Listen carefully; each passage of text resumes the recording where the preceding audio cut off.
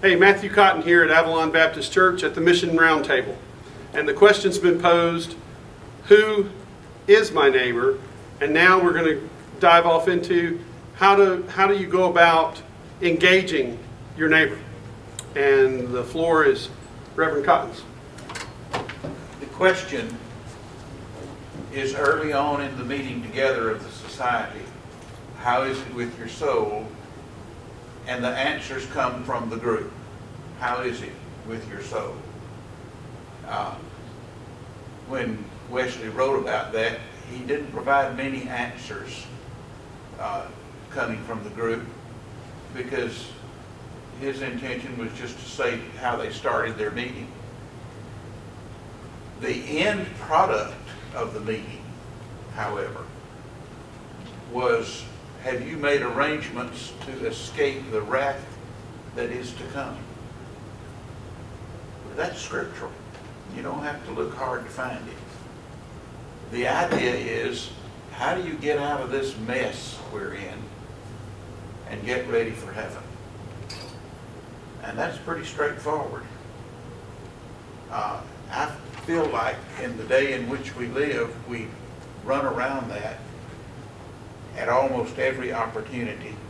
I have walked into Sunday school classes of adults of all ages, and they're perfectly willing to talk about Friday night's football game, what's happening in the NFL that afternoon, and numerous other things. But I can stop all conversation dead in its tracks with, how is it with your soul? Because they're not very willing in these days to talk about that particular issue, because they haven't dealt with it. And if you bring up that part about escaping the wrath that is to come, it's not even in there. That's not an issue. As a matter of fact, most of the conversation is going to turn to how to fix this. And I don't think that's the issue. How does that relate to addressing your neighbor? Well, I've always assumed that that small group or society was more than likely neighbors. They weren't there together because they met at the local bar. They might have been in school together. It's hard to say. He didn't address that. I'm assuming it was a natural group. A group of friends, a group of neighbors, a group of co-workers. Anything that you could identify as a group.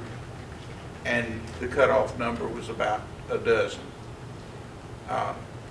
Quite early on, according to some of the writings of Wesley, a group of 12 might decide to split up and become 12 groups of 12, which ain't bad if you can do it. All right.